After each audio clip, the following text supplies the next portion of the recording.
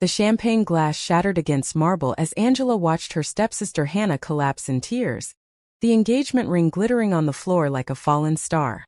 Across the opulent penthouse, Minho stood perfectly still in his black suit, his expression carved from ice, but his dark eyes burned with something ancient and hungry as they locked onto Angela for the first time. She was not supposed to be here, was not supposed to witness this moment, but when their gazes collided, something shifted in the universe, something irrevocable clicking into place inside his chest like a key turning in a lock he did not know existed. And suddenly the arranged marriage, the family obligations, the carefully constructed plans, all of it became irrelevant because this curvy, beautiful woman with defiant eyes had just become the only thing that mattered in his entire world. Welcome to Afrokorean Central, besties. Please like, share, and subscribe. Angela pressed herself against the wall, trying to become invisible as her stepmother's voice cut through the tension like a blade. Mrs. Kim had dragged her to this penthouse specifically to witness Hannah's engagement to the infamous Minho, leader of the most powerful crime family in Seoul.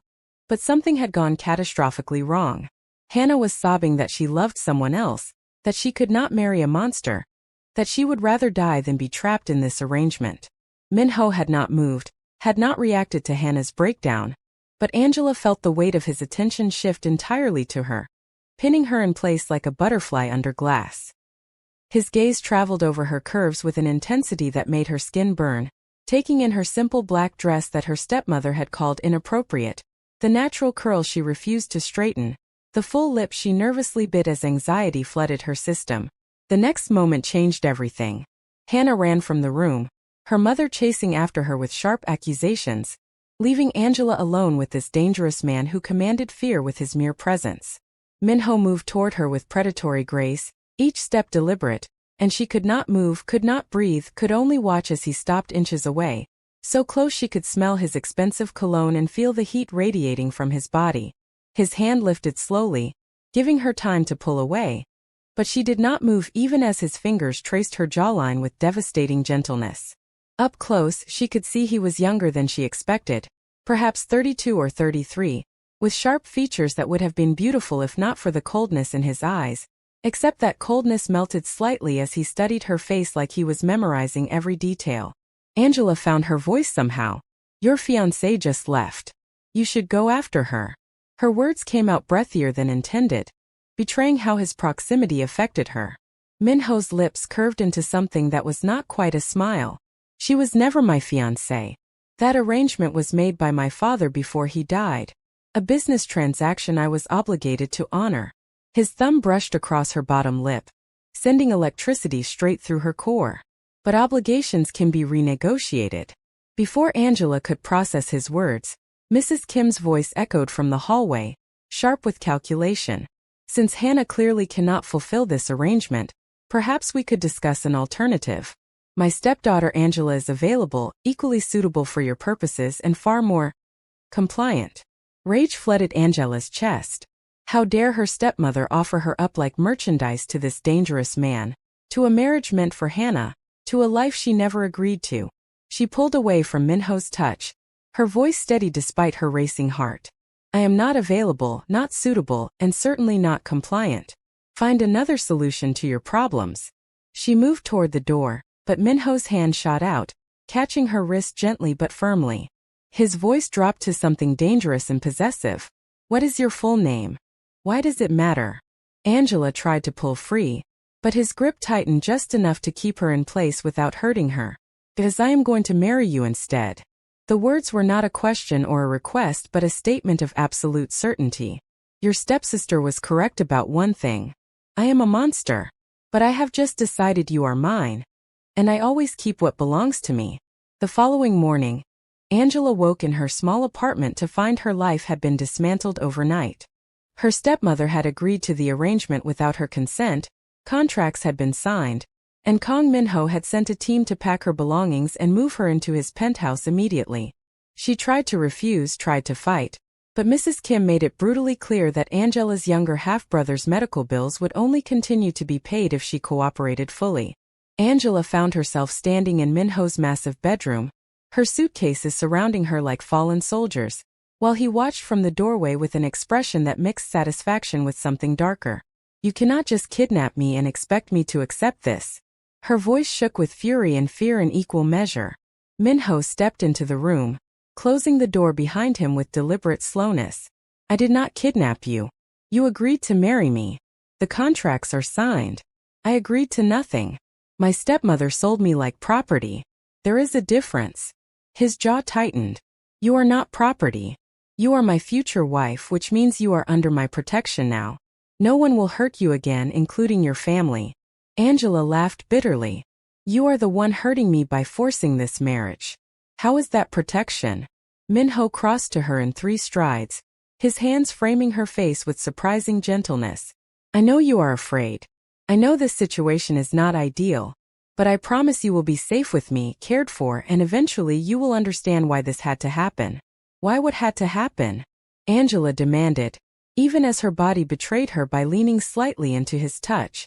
Why I chose you the moment I saw you. Why I could not let you leave last night. Why I will never let you go now that you are mine. His eyes burned into hers with intensity that stole her breath. You think I do not know this is insane? I have spent 15 years building an empire on cold calculation and strategic decisions, never once acting on emotion or impulse. Then you walked into my home and suddenly none of my rules applied anymore. By the end of the week, Angela had learned several things about Kang Minho. First, he was feared by everyone in Seoul's underground, his reputation for ruthless efficiency making grown men nervous in his presence. Second, he ran his criminal empire with the precision of a CEO, treating violence like business and loyalty like currency. Third, despite his cold exterior, he was surprisingly gentle with her, never forcing physical intimacy, always giving her space, yet somehow always present when she needed something. She also learned he was obsessively possessive. When a delivery man smiled at her too warmly, Minho had the man transferred to a different route within an hour.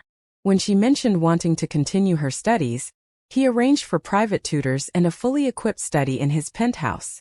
When she could not sleep due to anxiety, he sat outside her bedroom door all night, just in case she needed him. The wedding was scheduled for 3 weeks away, a traditional Korean ceremony that Mrs. Kim insisted on despite Angela's protests. Hannah had disappeared, reportedly eloping with her forbidden lover, leaving Angela to face the consequences of her stepsister's rebellion. Her half-brother's treatments continued, paid for by Minho's seemingly endless wealth, making Angela feel trapped between gratitude and resentment. Later that evening, Minho found her on the penthouse balcony, staring at the Seoul skyline with tears streaming down her face. He did not speak, just stood beside her in comfortable silence, his presence somehow both overwhelming and comforting. Finally, Angela broke. Why me? Why not just find someone who actually wants this arrangement? Someone from your world who understands the rules? Minho was quiet for a long moment. Because when I saw you trying to disappear into that wall, when I watched you refuse to bow to your stepmother's cruelty, when you looked at me without fear despite knowing what I am, something inside me recognized something inside you. His hand found hers on the railing. I cannot explain it logically. I cannot justify it strategically. I only know that letting you walk away was impossible. That is not love. Angela turned to face him, her voice breaking. That is obsession. Perhaps. Minho's thumb traced circles on her palm. But I have lived 33 years without feeling anything close to either, so I will take obsession over emptiness. And maybe given time you will find something in me worth caring about too. The next day brought unexpected complications. Minho's business associate, a man named Seo Junwoo, arrived at the penthouse with news about a rival family making moves against their territory. Angela was supposed to stay in her room during business discussions, but she accidentally walked into Minho's office just as Junwoo suggested using her connection to her stepmother's family for strategic advantage. Minho's response was immediate and violent. His fist connected with Junwoo's jaw with brutal precision, sending the man stumbling backward. Angela is not a tool or a weapon or a strategic asset. She is my fiancé, and anyone who suggests otherwise will answer to me personally. His voice carried lethal promise that made even his trusted associate pale. After Junwoo left with a split lip and newfound understanding of boundaries, Minho turned to find Angela still frozen in the doorway, her eyes wide with shock. I am sorry you witnessed that. Violence is not something I want you exposed to. He moved toward her slowly, giving her time to retreat if she chose. Instead, Angela stepped closer, her hand reaching up to touch his bruised knuckles. You defended me. Against your own associate. Always. Minho caught her hand, bringing it to his lips. I meant what I said. You are not a tool. You are mine to protect. And I will destroy anyone who threatens you. The following morning, Angela woke to find Minho already dressed for business, his suit impeccable, his expression back to its usual cold mask. But when he noticed her watching from the bed, his features softened slightly. I have meetings all day, but I arranged for a car to take you shopping. Buy whatever you want, no limits. His eyes traveled over her curves with barely concealed hunger. You are beautiful exactly as you are, but I want you to have things that make you feel confident. After he left, Angela found herself torn between resentment at being controlled and gratitude for his thoughtfulness. She decided to use the shopping trip as an opportunity to explore Seoul, to remember she was still her own person despite this forced arrangement. The driver, a stern man named Park, shadowed her discreetly but allowed her freedom to browse stores and cafes. That evening, when she returned loaded with shopping bags, Minho was waiting in the living room, his tie loosened and his expression unreadable. Did you enjoy yourself? His voice carried something she could not quite identify. Angela set down her bags. I did, actually. Felt good to have some space to breathe. Space. Minho stood, moving toward her with predatory grace. Did you need space from me specifically, or from this situation in general? Both, Angela admitted honestly, watching his jaw clench. I am trying to adjust to having my entire life appended, to being forced into marriage with a man I barely know, to living in a world where violence is casual and fear is currency. Minho stopped inches away, his eyes burning into hers. You are right. I have given you no choice in this, no say in your future. But I am trying to make this bearable for you. Trying to show you that I can be more than the monster everyone sees. A few days later, the wedding preparations intensified. Mrs. Kim arrived with her seamstress to fit Angela for her hanbok, the traditional Korean wedding dress, while making passive-aggressive comments about how lucky Angela was to marry above her station. Hannah's absence hung over everything like a ghost, a reminder that Angela was the replacement bride, the second choice, the one who was supposed to be grateful.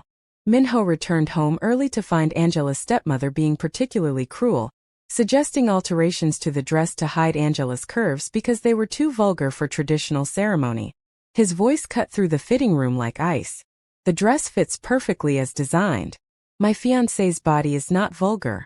It is beautiful, and I will not have anyone suggest otherwise in my home. Mrs. Kim's face paled. I was merely trying to ensure appropriate presentation for such an important family. Then perhaps you should focus on your own presentation and leave my future wife alone. Minho's tone left no room for argument. The fitting is finished. Please leave. After Mrs. Kim departed in offended silence, Angela stood in the beautiful hanbok, feeling exposed and vulnerable. Minho approached slowly, his eyes traveling over her with an intensity that made her skin burn. You are stunning. Absolutely stunning. His hand reached out to adjust a fold of fabric near her shoulder, his fingers grazing her skin. I am the luckiest man in Seoul. You do not have to say things like that. Angela's voice came out smaller than intended. I know I am just convenient, a replacement for Hannah. Minho's expression darkened. You are not convenient or a replacement. You are the reason I breathe. His hands framed her face. I did not want Hannah. I never wanted Hannah. That arrangement was obligation. But you? You are choice, obsession, need. I chose you the moment I saw you, and I would choose you again every single day. The next evening brought the first real test of their relationship. Minho had a business dinner with important associates, and he insisted Angela accompany him as his fiancée. She wore a stunning black dress that Minho had personally selected, and when she emerged from her room, the look on his face made her feel powerful and desired in a way she never had before. The restaurant was exclusive, the kind where reservations required connections and money. Minho's associates were clearly curious about her, asking careful questions about her family and background. She handled their scrutiny with grace, refusing to be intimidated by their wealth or status.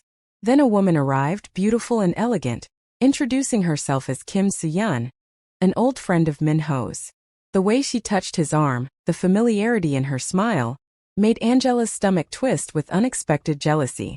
She watched Minho's polite but distant response, the way he subtly moved closer to Angela, his hand finding hers under the table. Soo-yeon's attention shifted to Angela with barely concealed assessment. So you are the replacement for Hannah. I heard about that unfortunate situation. You must be grateful for the opportunity to marry so advantageously. Angela met her gaze steadily. I am grateful for many things, but being called a replacement is not one of them. I am Minho's fiancé by his choice, not by default. Minho's fingers tightened on hers, his expression proud. Angela is not a replacement for anyone. She is exactly who I want beside me. His tone carried warning that made Soo-yeon's smile freeze. Later that night, back at the penthouse, Angela confronted her unexpected jealousy. Was she truly your friend, or was there more between you? The question came out more vulnerable than she intended. Minho pulled her close, his hand settling on her waist. There was never anything between us beyond business connections. But even if there had been, it would be irrelevant now. His eyes burned into hers. You are the only woman I want, the only one I think about, the only one who matters. You barely know me. How can you be so certain? Because every moment I spend with you only makes me more certain. Minho's hand slid up to cup her face. Because when you laugh, I want to make you laugh again. When you cry, I want to destroy whatever hurt you. When you sleep, I check on you 3 times a night just to confirm you are still here, still safe, still mine. The following morning, disaster struck. Angela received a frantic call from the hospital where her half-brother was receiving treatment. His condition had deteriorated overnight, and they needed immediate authorization for emergency surgery that cost far more than the standard treatment plan covered. She tried to reach Mrs. Kim, but her stepmother's phone went straight to voicemail, clearly avoiding responsibility. Minho found her in tears, desperately trying to navigate hospital bureaucracy while drowning in fear for her brother. Without a word, he took the phone from her shaking hands and spoke with cold authority. This is Kang Minho. The patient's bills will be covered entirely by my personal account. Authorize whatever procedures are necessary immediately, and if there is any delay in treatment, I will personally ensure consequences. After the call, Angela collapsed against him, sobbing with relief and gratitude. You did not have to do that. He is not even your family yet. Minho held her tight, one hand stroking her hair. He is important to you, which makes him important to me. His lips pressed against her temple. I told you I would protect what is mine, and that includes the people you love. By the end of the week, Angela's brother was recovering well, the surgery successful, and Angela found herself seeing Minho in an entirely new light. He visited the hospital with her daily, sitting patiently through long hours, speaking gently to her terrified brother, treating the boy with unexpected kindness. She watched this feared crime lord become someone softer, someone capable of tenderness, and her resistance to their arrangement began to crack. Later that evening, Minho found her on the balcony again, staring at the stars. Your brother reminds me of myself at that age. Vulnerable, scared, desperate for someone to protect him. His voice carried old pain. My father died when I was 12, killed by rivals, and I had to become hard very quickly to survive in this world.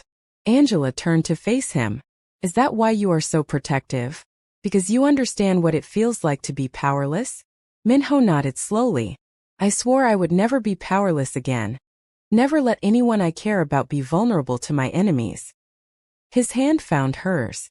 That is why I need you to stay close, to accept my protection, even when it feels suffocating.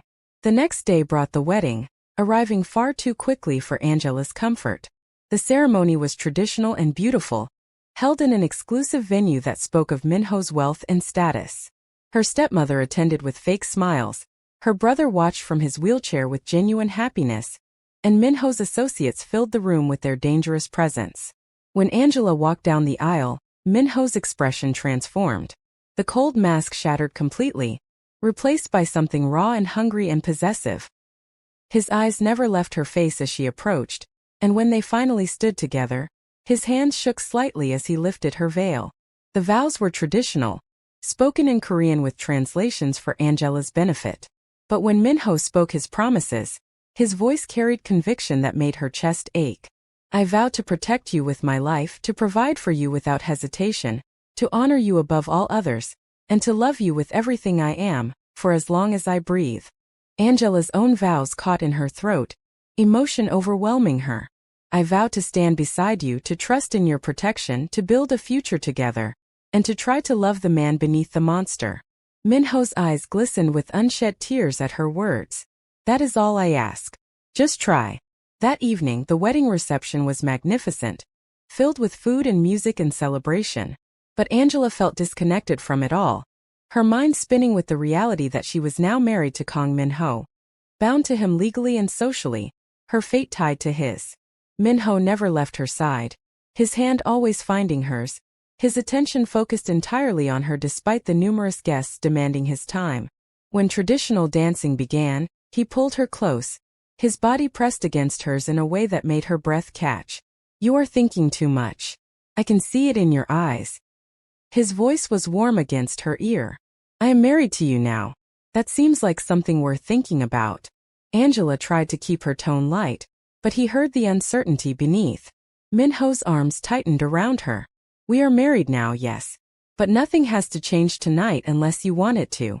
I will not force intimacy. I will wait until you come to me willingly. What if that never happens? Angela asked, then immediately regretted the question when she saw something vulnerable flash in his eyes. Then I will spend the rest of my life earning your trust and affection anyway. Minho's hand cupped her face.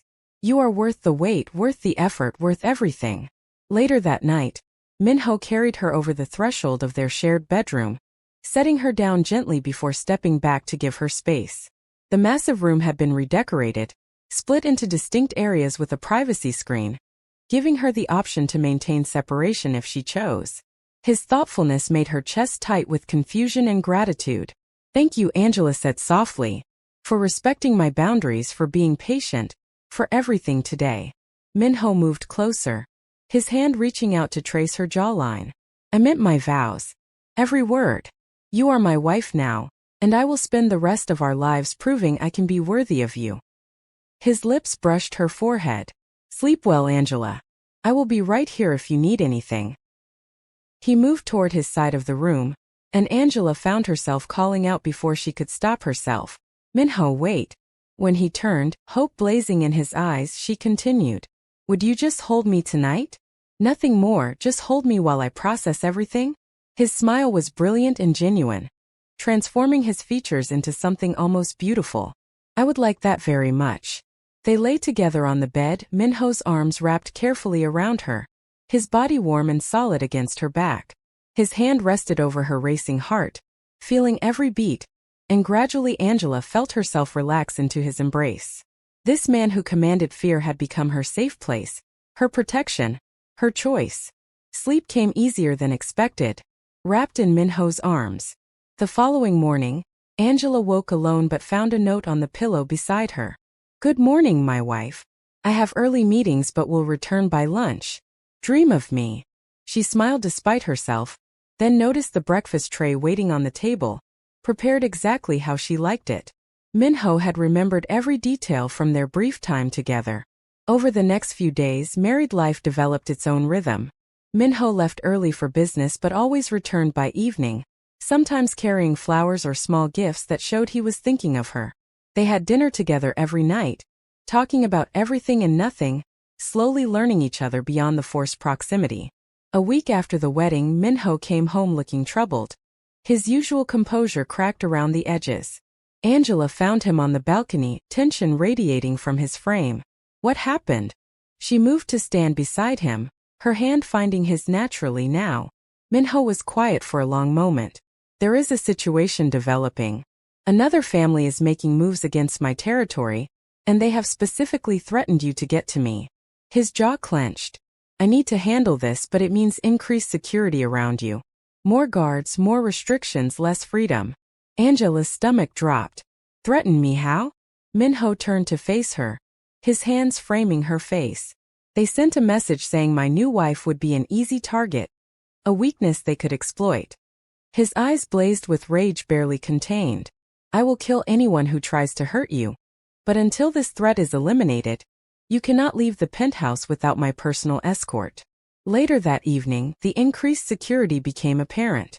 Guards stationed throughout the penthouse, cameras monitoring every entrance, and Minho refusing to leave her side even for business meetings, conducting them from his home office instead. Angela tried not to feel suffocated by the protection, understanding it came from genuine fear for her safety, but the walls felt closer every day. Then everything changed in an instant. 3 days later, Minho had to leave for an unavoidable meeting across town, leaving her with 6 guards and strict instructions not to open doors or windows. She watched from the penthouse window as his car disappeared into Seoul traffic, anxiety knotting her stomach. 2 hours later, the power went out.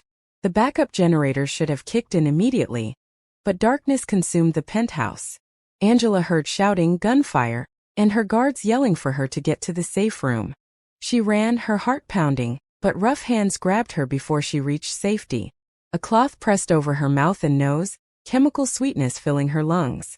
The world tilted sideways, and the last thing Angela saw before unconsciousness claimed her was the masked faces of her attackers. She woke in darkness, her head pounding, her wrists bound behind her back. Gradually, her eyes adjusted enough to see she was in a warehouse, empty except for a few crates and the men guarding her. One of them noticed her stirring and made a phone call in rapid Korean she could not fully understand. Terror flooded Angela's system. Minho's warnings about his enemies, about the dangers of his world, all of it became brutally real. She was bait now, leverage, exactly what he had feared. Across the city, Minho received the call that shattered his world. His wife had been taken, his guards killed or injured, and the rival family wanted to negotiate her return in exchange for his territory and submission. His response was immediate and violent, every ounce of cold calculation replaced by primal rage. He mobilized his entire organization, calling in every favor, activating every resource, tracking his wife with a single-minded focus that terrified even his most loyal men. Seo Junwoo, his second-in-command, had never seen his boss like this.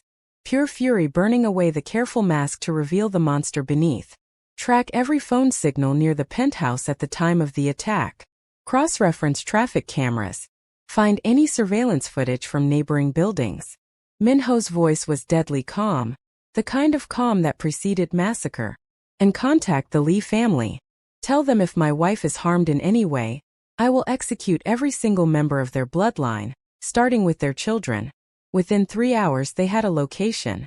An abandoned warehouse in the industrial district, guarded but not heavily fortified. Minho studied the building plans with cold precision, then turned to his assembled men. No prisoners. Everyone in that building dies except my wife. If she is injured, make their deaths slow. The assault began at midnight. Minho moved through the warehouse like death incarnate, his gun firing with precise efficiency, his men covering every exit to prevent escape. The Lee family's guards never stood a chance against his coordinated attack, their screams echoing through the empty space as Minho's rage found its targets. Inside the warehouse, Angela heard the gunfire growing closer, terror and hope warring in her chest. She recognized the pattern of the attack, the methodical elimination of threats, and knew Minho had come for her. The guard watching her grabbed his weapon, using her as a human shield, pressing the barrel against her temple with shaking hands. Then Minho appeared in the doorway, blood splattered across his face and suit, his expression completely empty of humanity. His eyes found Angela, cataloging her injuries, the bruises forming on her wrists, the tear tracks on her face, the gun against her head. The guard's voice shook. One step closer and I kill her. I swear I will do it. Minho's response was conversational, almost friendly. You are already dead. The only question is whether you die quickly or whether I take my time. His gun never wavered. But if you hurt my wife even slightly, I promise your death will last weeks. I will keep you alive and conscious while I remove pieces of you one by one. The guard's hand trembled. Your territory. You can have it back if you let us walk away. Minho's smile was terrifying. My territory was never truly at risk. This was always about my wife, about you thinking she was a weakness you could exploit. His voice dropped to something lethal. You were wrong. She is my strength, my reason, my entire world. And you threatened her. The shot was instant and perfect, the guard dropping before he could pull his trigger.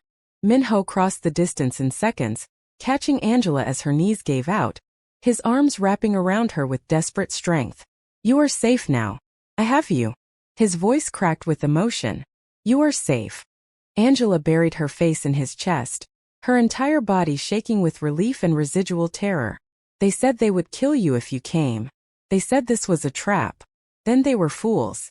Minho's lips pressed against her hair. Nothing in this world could stop me from coming for you. Nothing. His hands roamed over her body, checking for injuries. Did they hurt you? Tell me everything. Just tied me up and threatened me. Angela's voice came out small and broken. But I was so scared, Minho. So scared I would never see you again. Never. Minho lifted her into his arms, carrying her toward the exit. You are mine and I protect what is mine. Always. The aftermath was brutal and swift. The Lee family was destroyed overnight. Their assets seized. Their members either dead or fleeing the country. Minho sent a clear message to every organization in Seoul. His wife was untouchable, and anyone who threatened her would face extinction. The other families took note, and Angela became the most protected woman in the city.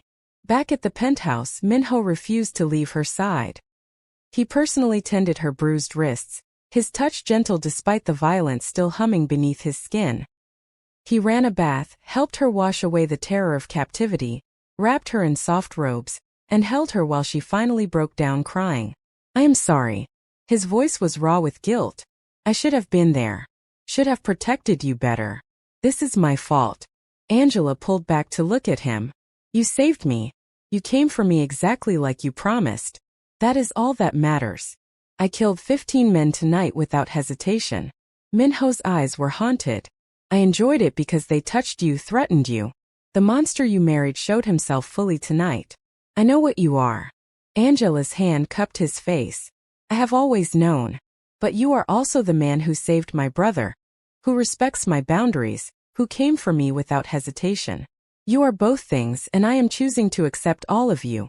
Something broke in Minho's expression. His control shattered completely as he pulled her close, his lips finding hers in a kiss that tasted of desperation and need and violent devotion.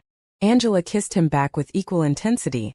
3 weeks of tension and fear and reluctant attraction finally exploding between them. They moved to the bedroom in a tangle of limbs and desperate touches, clothes disappearing, barriers crumbling. Minho worshipped every inch of her curves with his hands and mouth, whispering broken promises against her skin. I will never let anyone hurt you again.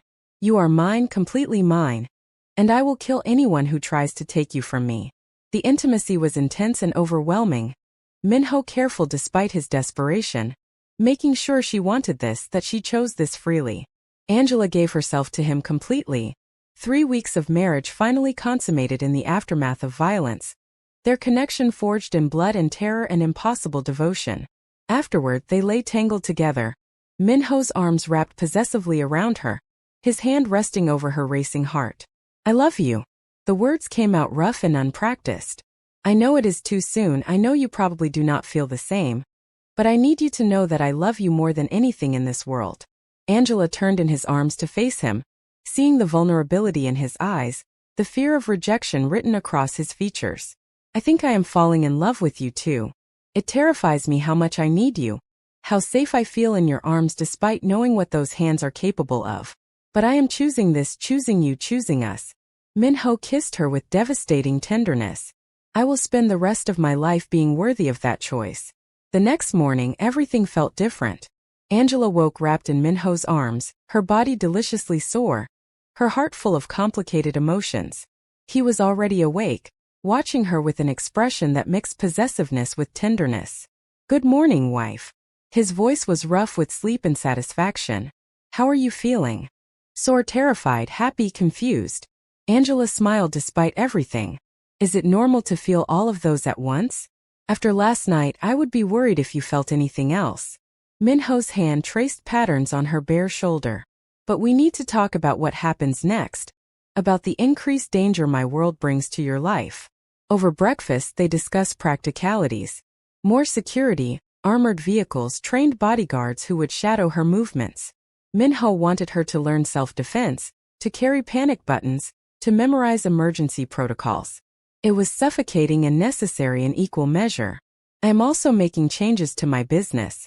Minho's voice carried determination, reducing involvement in the most dangerous operations, delegating more to trusted lieutenants, transitioning toward legitimate enterprises.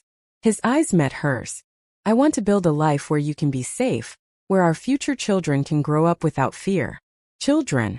The word hung between them, heavy with implication. Eventually, Minho's hand found hers across the table. When you are ready, when we have built something stable. But I want that future with you, Angela. I want everything with you. The following weeks brought unexpected peace. The Lee family's destruction sent a message that protected Angela more effectively than any security detail. She began leaving the penthouse again, always with guards but with more freedom than before. She returned to her studies, Minho arranging for university enrollment and private tutors to help her adjust. Her brother was released from the hospital, fully recovered, and Minho surprised them both by arranging an apartment near theirs so the boy could be close while maintaining independence. The gesture made Angela fall even deeper in love with the complicated man she had married. 3 months after their wedding, Angela missed her period. The pregnancy test she took in secret showed 2 pink lines that changed everything.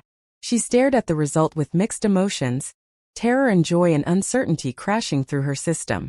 That evening, she found Minho in his office, working through contracts with his usual focused intensity. When he noticed her hovering in the doorway, his expression immediately softened. "Come here." He held out his hand, pulling her into his lap when she approached. "What is wrong? I can see something is bothering you." Angela took a deep breath. "I am pregnant.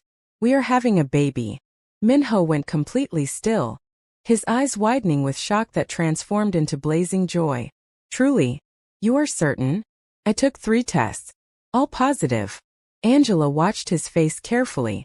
"I know this is fast, I know we have only been married a few months, but I wanted you to know immediately." Minho's hands framed her face, his eyes glistening with unshed tears. "You have just given me everything I never knew I wanted. A family, a future.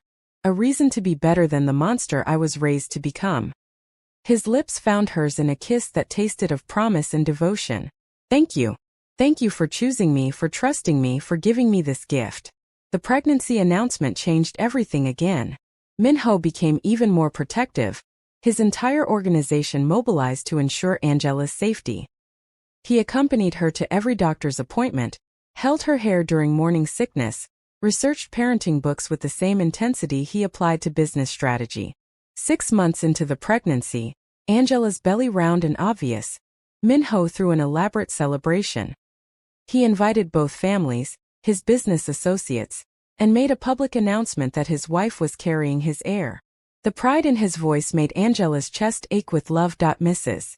Kim attended the celebration with forced smiles, clearly uncomfortable seeing Angela thriving in a life that should have been Hannah's. But when she tried to make snide comments about the pregnancy being a trap, Minho's response was ice cold. "My wife is not a trap but a blessing. If you cannot be happy for us, you are no longer welcome in our home or our lives." Later that evening, alone on their balcony, Minho's hands rested on Angela's belly, feeling their baby kick. "I never thought I could have this." His voice was quiet and raw. "A wife I love, a child on the way. A future that looks like more than violence and fear." Angela covered his hands with hers. "You gave me this too. A life I chose, a man who protects me, a family I never expected." She turned in his arms. "I love you, Minho. All of you, the monster and the man. I love you more." Minho's lips found hers. "More than power, more than territory, more than anything in this world. You and our baby are my everything now." 3 months later, Angela went into labor. The delivery was long and difficult, 16 hours of pain and fear, and Minho refusing to leave her side for even a moment. He held her hand, whispered encouragement, and cried openly when their daughter was finally born. "She is perfect." Minho stared at the tiny infant with wonder and terror. "So small, so fragile. How do we keep her safe?" "Together." Angela smiled through exhaustion. "We keep her safe together." They named her Jiwoo, meaning wisdom and tenderness, hoping she would grow up embodying both qualities. Minho was a devoted father from the first moment, learning to change diapers and prepare bottles, sitting up during late-night feedings, rocking his daughter to sleep with surprising gentleness. 1 year after their forced marriage, Angela stood in their bedroom watching Minho play with Ji-woo, his dangerous reputation completely contradicted by the way he made silly faces to earn his daughter's laughter. He looked up and caught her staring, his smile brilliant and genuine. "What are you thinking about?" he asked, settling Ji-woo in her playpen before moving to wrap his arms around his wife. "About how my life fell apart and came back together in ways I never expected." Angela leaned into his embrace. "About how I hated you at first, feared you, resented everything you represented. And now I cannot imagine my life without you." Minho's arms tightened. "I forced you into this marriage, but you chose to stay, chose to love me, chose to build this family. That choice means more to me than anything else in my life." His lips brushed her temple. "Thank you for seeing past the monster to find the man beneath. Thank you for being worthy of that faith." Angela turned in his arms, her hands cupping his face. "For protecting me, for loving me, for giving me freedom even when you wanted to keep me locked away safe. Always." Minho kissed her softly. "For the rest of our lives I will choose you, protect you, love you above everything else." 2 years after their wedding, Minho made his final transition away from criminal operations. He sold his territories, dissolved his dangerous partnerships, and reinvested everything into legitimate businesses. The transformation was not easy, many of his former associates viewing it as weakness, but his reputation for ruthless protection of his family kept most threats at bay. Angela finished her degree, graduating with honors while managing motherhood and marriage. Minho attended her graduation ceremony with Ji-woo on his shoulders, his pride visible to everyone watching. His wife had not only survived his world but thrived in it, building her own identity and success. On their 3rd wedding anniversary, Minho surprised Angela with a traditional Korean vow renewal ceremony, wanting to redo their marriage properly now that they had chosen each other freely. This time when Angela walked down the aisle, she did so with joy instead of fear, with love instead of resentment. Minho's vows were simple and devastating. 3 years ago, I forced you into this marriage because I was selfish and obsessed, and could not imagine letting you walk away. Today I ask you to choose me again, freely and willingly, knowing exactly who I am and what I am capable of. I promise to love you, protect you, and honor your choices for the rest of our lives." Angela's response made him cry. 3 years ago, I thought you were destroying my life. Today I know you saved it. You gave me freedom through protection, choice through devotion, love through impossible circumstances. I choose you, Minho. Every day for the rest of our lives I choose you. They renewed their vows with Ji-woo standing between them, their daughter holding both their hands, a perfect symbol of the family they had built from forced beginnings. 5 years after their marriage, Angela discovered she was pregnant again. This time, Minho's reaction was pure joy without the terror of first-time fatherhood. Their son was born healthy and strong, named Juneseo, meaning handsome and auspicious beginning. 7 years after their marriage, they moved to a house outside Seoul, wanting space and privacy for their growing family. The estate was beautiful and secure, with gardens where their children could play safely. Minho had finally achieved the legitimate success and peaceful family life he never thought possible. 10 years after their forced marriage, Angela stood in their garden watching Minho teach their children Taekwondo, his patience and gentleness with them contrasting sharply with his once violent reputation. Ji-woo was 8 now, smart and fierce like her mother. Juneseo was 5, protective and loyal like his father. Minho caught her watching and smiled, that brilliant, genuine smile reserved only for his family. "Come join us," he called out, and both children ran to grab their mother's hands, pulling her into their game. Later that evening, after the children were asleep, Minho found Angela on their bedroom balcony, staring at the stars like she had so many years ago when their relationship was new and terrifying. "Regrets?" he asked softly, wrapping his arms around her from behind. "None." Angela leaned back against his chest. 10 years ago, I thought you were destroying my life by forcing this marriage. Today I know you gave me everything I never knew I needed." Minho's arms tightened. "I love you. More today than yesterday, less than I will tomorrow." His lips brushed her ear. "Thank you for turning my obsession into love, my possession into partnership, my control into trust. Thank you for being worth the risk. Angela turned in his arms.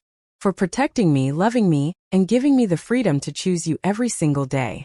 They stood together under the stars, two people who had survived forced marriage, violence, danger, and impossible circumstances to build something beautiful and lasting. Their love story had started with control and obsession, but it had transformed into genuine devotion, mutual respect, and the kind of partnership that weathers any storm. 15 years after their marriage, Minho stood at a business conference accepting an award for his legitimate empire, his transformation from crime lord to respected CEO complete. In his acceptance speech, he credited his success entirely to his wife, the woman who had seen potential for good in a monster, and loved him into becoming better. Angela watched from the audience with tears in her eyes, their teenage daughter beside her, their son fidgeting in his formal suit. This was their family, built from forced beginnings but sustained by genuine love. That night, alone in their hotel room, Minho pulled Angela close. 15 years. His voice was filled with wonder. 15 years since I saw you trying to disappear into that wall and decided you were mine. Best decision you ever made. Angela smiled against his chest. Forcing you to marry me? Minho pulled back to look at her. I thought you would argue that point. No, coming after me when I was taken. Holding me when I was scared. Choosing to be better. Loving me when I finally let you. Those were the best decisions. Angela's hand cupped his face. The forced marriage was just how we started. Everything that came after, that was us choosing each other. Minho kissed her with the passion and devotion of 15 years together. I choose you. Today and every day for the rest of our lives. I choose you too. Always. Their story was not traditional. It was not easy. It started with force and control and dangerous obsession. But through violence, terror, protection, and gradual understanding, it transformed into genuine love, mutual respect, and unbreakable partnership. Angela had been forced to marry her stepsister's cruel Korean Mafia fiancé. But Minho had become so much more than the monster who claimed her. He became her protector, her partner, her choice. And together, they built a love story that proved even the darkest beginnings could lead to beautiful endings. 20 years after their forced marriage, Minho and Angela renewed their vows one final time, surrounded by their children and grandchildren. Their love had survived everything and emerged stronger, proving that sometimes the most unexpected beginnings lead to the most extraordinary forevers.